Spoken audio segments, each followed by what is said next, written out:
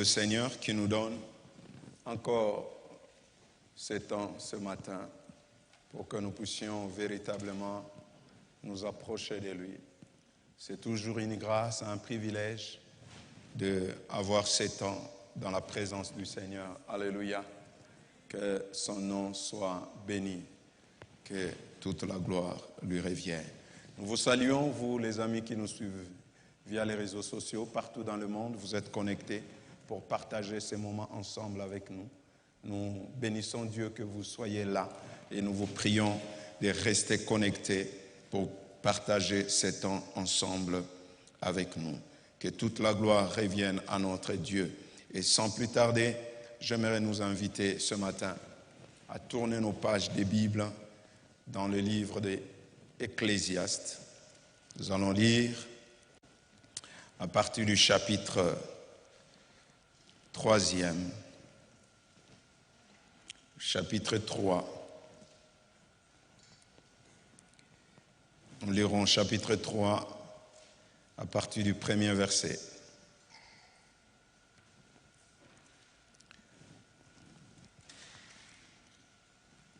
Chapitre 3 à partir du premier verset jusqu'au verset 11e.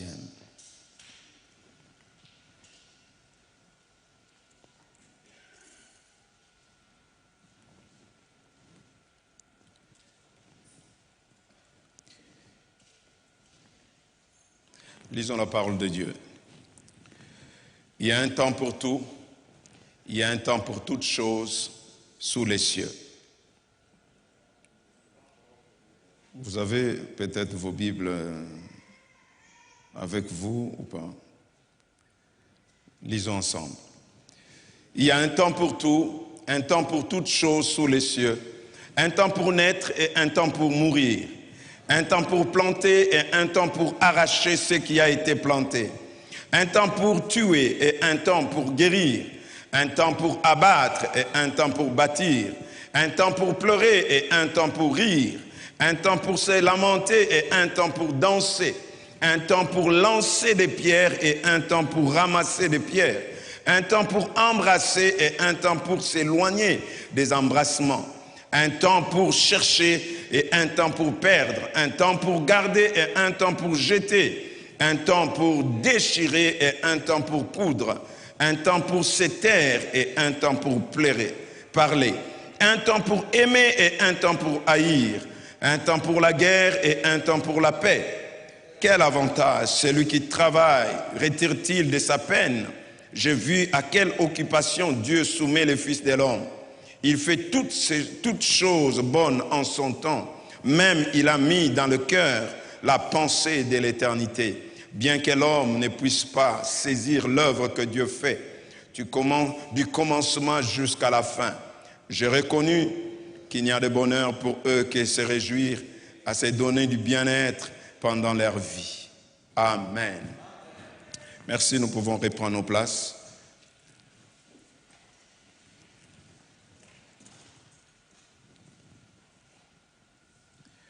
Nous venons de faire la lecture d'un homme qui ont été écrites par un homme que nous appelons l'homme le plus sage de la terre. Un homme qui a goûté à la vie dans toutes ses dimensions et qui, dans le chapitre 1er, va conclure en disant « Vanité des vanités, tout est vanité ». Et dans le chapitre 3e, c'est comme s'il s'est ressaisi parce qu'il pouvait présenter la vie comme quelque chose qui ne sert véritablement à rien dans le chapitre 1er, mais dans le chapitre 3e, selon les chercheurs, les théologiens ont dit que c'est comme s'il s'est assagi davantage, il a compris la vie d'une autre manière et il va faire des déclarations extraordinaires. Salomon a beaucoup de choses à nous apprendre. Nous avons beaucoup à apprendre de lui. Et c'est vrai, apprendre de ses erreurs, apprendre de sa sagesse et de tout ce qu'il a essayé de démontrer par rapport à la vie. L'homme le plus sage a écrit, et là, dans le passage que nous venons de lire, Salomon, l'homme le plus sage, écrit sur la réalité de la vie. Il a écrit sur la réalité de la vie. Et c'est quoi cette réalité que Salomon essaye de nous montrer dans ces chapitres? Cette réalité qu'il essaie de nous montrer, c'est que la vie est faite des saisons. C'est ça la réalité de la vie, que Salomon essaye d'établir au travers de ces chapitres, que la vie est faite des saisons. J'aime le verset 1er d'Ecclésiaste chapitre 3, dans la version Darby, la Bible dit ceci: il y a une saison pour tout, et il y a un temps pour toute affaire sous les cieux. Il y a une saison pour tout. Salomon nous montre que la vie est faite, la réalité de la vie est faite des saisons. C'est ça la réalité de la vie. C'est ce que tout homme, toute femme doit essayer de comprendre. Et c'est que je m'efforcerai par la grâce de Dieu pendant cette période de nous faire comprendre. Et le thème de mon message ou de cette série que je partagerai avec vous, c'est comprendre les saisons de la vie. Amen. Comprendre les saisons de la vie. Et c'est dans cette réalité que nous amène, que nous invite le sage Salomon, de comprendre les saisons de la vie. De comprendre que la vie est faite des saisons. L'une des questions que l'on me pose souvent dans mes entretiens, c'est pourquoi ne puis-je pas comprendre ce que Dieu fait dans ma vie? Comment je n'arrive pas à comprendre ce que Dieu fait dans ma vie? Il semble que Dieu me bénissait auparavant, mais maintenant, il ne le fait plus. J'ai l'impression qu'il y a quelques années, Dieu écoutait mes prières. Lorsque je priais, les choses se manifestaient du coup. Mais maintenant, ce n'est plus le cas. J'ai l'impression que Dieu n'écoute plus mes prières. Dieu ne m'exauce plus. Avant, les choses étaient faciles. Mais maintenant, elles sont devenues tellement difficiles. Pourquoi alors les choses se passent ainsi? On se pose des questions. Mais où est Dieu? Que fait Dieu?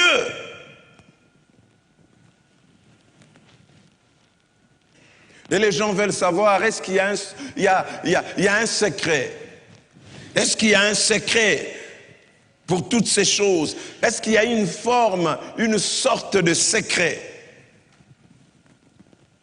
pour comprendre ce que Dieu fait dans ma vie? Est-ce qu'il y a un secret pour comprendre cela? Eh bien, je dirais qu'il y a un secret à tout cela. Et ce secret, comme je l'ai dit, peut être résumé qu'un seul mot: saison. C'est le secret, les saisons. Chacun de nous dans cette salle, chacun de nous dans cette pièce est en train de vivre une saison dans sa vie. Nous sommes dans des différentes saisons de notre vie. Certains d'entre nous sont de nouveaux parents. Ils viennent à peine d'avoir. Mais certains d'autres, tous, ils se sont retrouvés comme au commencement, messieurs et madame, parce que tous les enfants sont déjà partis.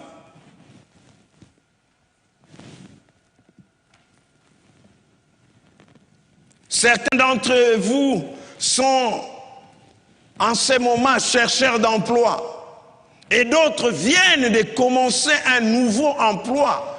Et d'autres encore s'approchent à prendre leur retraite.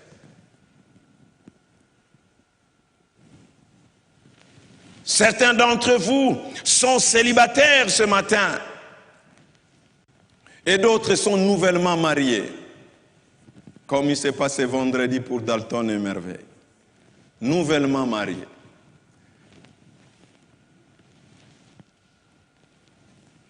Certains d'entre vous sont divorcés Et certaines sont en train de célébrer les 40e années de leur anniversaire, autant d'années ensemble. La vie est faite de saisons. Nous sommes en différentes saisons. Et c'est ça la réalité de la vie. C'est ça la réalité que nous devons comprendre. C'est ça la réalité de la vie, nous dit le sage Salomon. Il y a une saison pour tout. Il y a une saison pour tout. Vous allez remarquer, après avoir fait cette déclaration, il va y énumérer un grand nombre de saisons différentes. Différentes sortes de saisons dans lesquelles Dieu nous introduit d'une manière ou d'une autre. Il commence à citer, il y a un temps pour ceci, il y a une saison pour cela, il y a un temps pour ceci, il y a une saison pour cela. Et quand nous lisons cette liste, il y a des saisons qui nous semblent bonnes, mais il y en a aussi qui nous semblent mauvaises, que nous ne comptons pas vivre ni expérimenter dans notre vie. Il y a des saisons qui nous attirent, que nous aimerions bien vivre, mais il y a des saisons que nous ne souhaitons pas expérimenter et vivre. Et pourtant, le sage Salomon dit, toutes ces choses, ce sont des saisons, des différentes saisons que Dieu peut permettre dans notre vie. Il y a un temps pour tout. Il y a une saison pour toutes choses. Et cela implique que Dieu introduit différentes saisons dans nos vies. Dieu introduit différentes saisons dans nos vies. Certains dans lesquels, comme je l'ai dit, nous aimerions pouvoir rester toute notre vie. On aimerait rester dans cette saison toute notre vie. Comme là, beaucoup pouvaient dire, nous aimerions rester toute notre vie en été. Il fait tellement beau, c'est tellement merveilleux. Je peux profiter toute la vie du soleil. Parce qu'il fait beau. Et d'autres saisons que nous n'aimerions pas vivre carrément, que nous ne souhaiterions même pas vivre. D'où l'importance, frères et sœurs, de comprendre la réalité des saisons dans la vie. La vie est faite de saisons. Comprenez-vous cela, frères et sœurs? La vie est faite de saisons.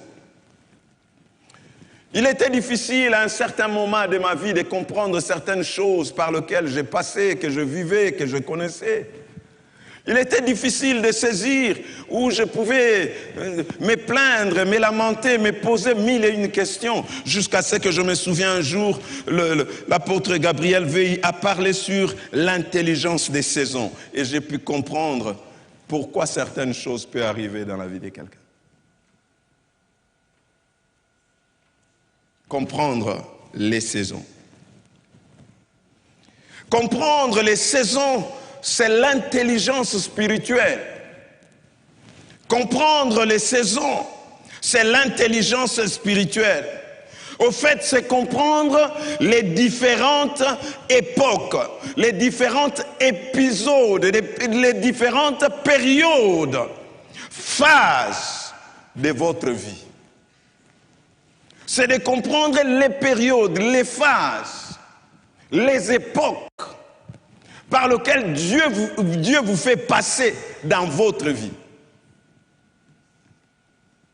C'est de saisir, de discerner ces périodes, ces époques, ces phases de la vie par lesquelles Dieu vous fait passer. Parce que dans la vie, il y a plusieurs phases. Et c'est ce que le psalmiste, et c'est ce que l'ecclésiaste Salomon essaye de nous comprendre, ce prédicateur. Alors il est important de comprendre dans quelle phase de la vie je me trouve. Dans quelle phase de la vie je me trouve. Il y a un temps pour tout et Dieu fait toutes choses bonnes en son temps. Comprendre les saisons de la vie, bien-aimé, vous évitera de frustrations inutiles. Quand nous comprenons les saisons de la vie, cela va nous éviter de frustrations inutiles. En lisant ma Bible dans Jean chapitre 2, je suis arrivé à comprendre la réaction de Marie. Peut-être vous et moi, à sa place, on ne réagirait pas de la même manière face à la réponse que Jésus lui avait donnée lorsqu'elle va demander à Jésus, à informer Jésus en disant, écoutez, ces mariés n'ont plus de vin. Jésus a trouvé bon de lui répondre en disant, femme, qu'y a-t-il entre toi et moi? Mon heure n'est pas encore venue. Vous et moi, nous serions peut-être frustrés, on serait peut-être dérangés. Comment le Seigneur peut me répondre de cette manière-là? Comment celui que Marie pouvait considérer comme son fils pouvait lui répondre de cette manière? Mais ce qui est étonnant, Marie, au lieu de réagir d'une façon ou d'autre, il va simplement se tourner et dire aux serviteurs qui étaient là, faites ce qu'il vous dira. Elle ne s'est pas laissée frustrer. Mais pourquoi elle a réagi de la sorte? Simplement, j'ai compris que Marie a compris que le problème, ce n'était pas dans l'onction, mais dans la saison. Jésus n'a pas dit, femme, qu'y a-t-il entre toi et moi? Mon heure ne sera jamais. Il dit, mon heure n'est pas encore venue. Ce n'est pas que je ne ferai pas ce que tu me demandes, ou je ne peux pas faire ce que tu me demandes, ou je n'ai pas les capacités pour faire ce que tu me demandes, mais simplement mon heure n'est pas encore venue. Le problème n'est pas l'onction, la capacité de faire un miracle, mais c'est la saison. Il dit simplement, Marie, ici, il y a un problème de saison.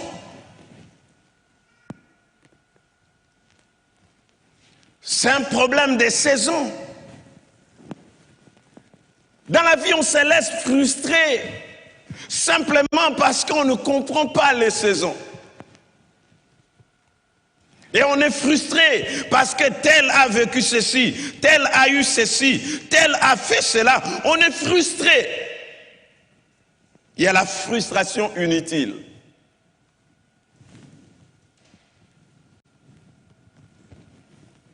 Pourquoi lui, pas à moi? Pourquoi lui, pas moi? Et on est frustré parce qu'on ne comprend pas la saison. La compréhension de la saison, ça t'évitera de jalouser les autres gratuitement.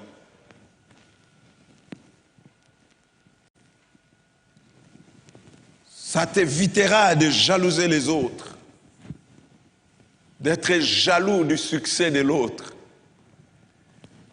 jaloux de la saison de l'autre. Oh, la Bible dit, il y a un temps pour tout. Il y a un temps pour toutes choses. Il y a un temps pour toutes choses. Il y a une saison pour toutes choses. La compréhension de la saison t'aidera, bien-aimé, à savoir ce qu'il faut faire dans cette période ou circonstances particulières de la vie.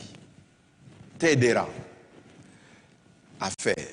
C'est ce que la Bible nous montre dans 1 Chronique chapitre 12, verset 33. La Bible dit,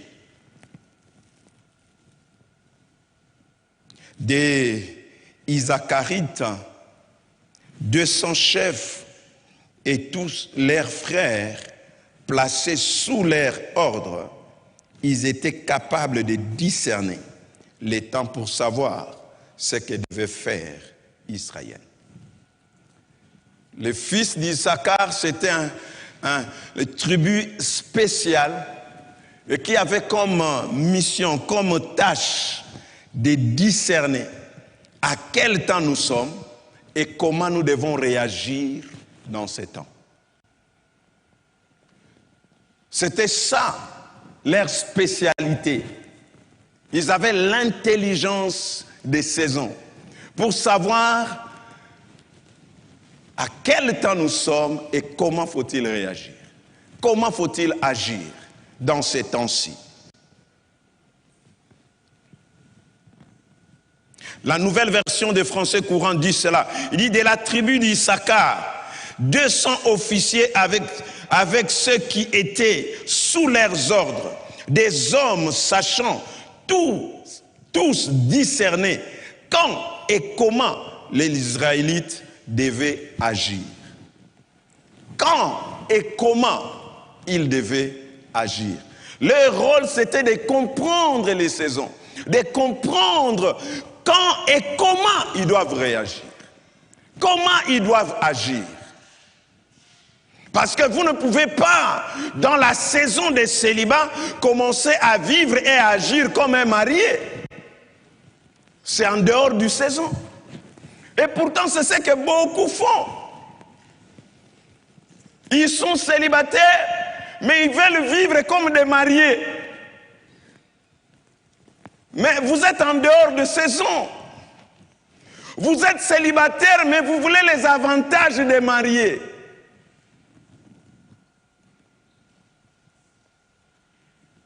Celui qui comprend la saison ne vivra pas ainsi. Il sait que je suis dans une saison de célibat. Et je dois agir de telle ou telle autre manière pour tirer le bienfait de cette saison, pour profiter de bienfait de cette saison. Mais si vous êtes dans une saison et quand vous ne comprenez pas les saisons, vous serez dans une saison mais vouloir vivre d'une autre manière qui ne correspond pas à la saison. C'est comme si vous êtes en hiver, mais vous voulez vivre comme si vous étiez en été. Vous aurez de sérieux problèmes de santé. Vous allez attraper froid. Et quand ça va vous frapper, il y aura confusion. Corona ou c'est juste... Simplement parce que vous avez voulu vivre les réalités qui ne sont pas de votre saison. Soyez sérieux, frère. Tu es célibataire, vis comme un célibataire craignant Dieu. Ne vis pas comme un marié. Beaucoup, on les connaît célibataires ici. Mais en dehors de ces murs, ils vivent comme des mariés. Ils ont goûté à tout. C'est pourquoi je comprends, tu n'es même pas pressé de te marier. Tu es déjà marié. Tu es en dehors du saison. Il dit les fils d'Issachar, ils avaient l'intelligence, la capacité de discerner quand et comment les Israélites devaient agir. Comprendre les saisons. Beaucoup de problèmes, même relationnels que nous connaissons, c'est simplement parce que nous ne comprenons pas les saisons. Parce que certaines saisons, quand ça change dans la vie d'une personne, même les relations changent. Et si vous ne comprenez pas ça, vous risquez de traiter l'autre de la même manière que vous le traitez quand il était dans l'autre saison. Et ça devient un problème. Vous savez, même si Macron était votre ami, vous avez été avec lui dans la même école, mais quand il se tient là, vous l'appelez Monsieur le Président. Pourquoi? La saison a changé.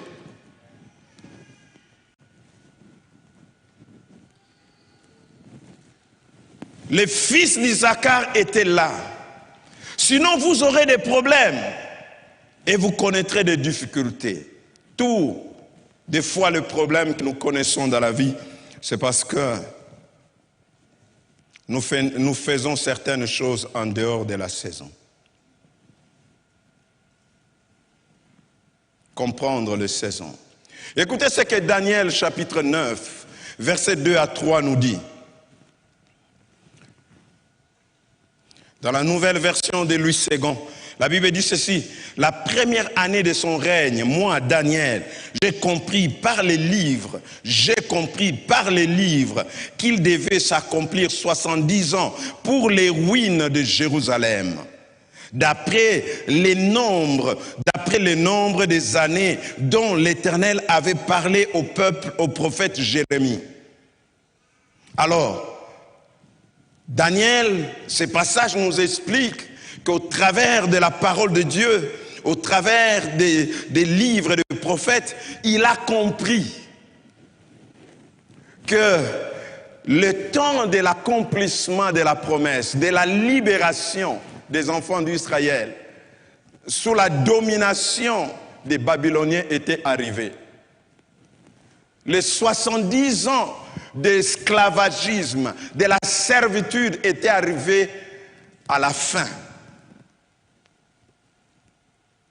Et voyez ce qu'il a fait lorsqu'il a lu et il a compris que le temps de l'accomplissement est arrivé. Le temps de la libération est arrivé. Ce moment ici, nous ne devions pas être là où nous sommes. On devait être là où Dieu nous attend. Quand il a compris cela, la Bible dit ceci: j'ai tourné ma face vers le Seigneur, Dieu, afin de recourir à la prière et aux supplications par le jeûne, le sac et le cendre. Quand il a compris cela, il a agi d'une certaine manière.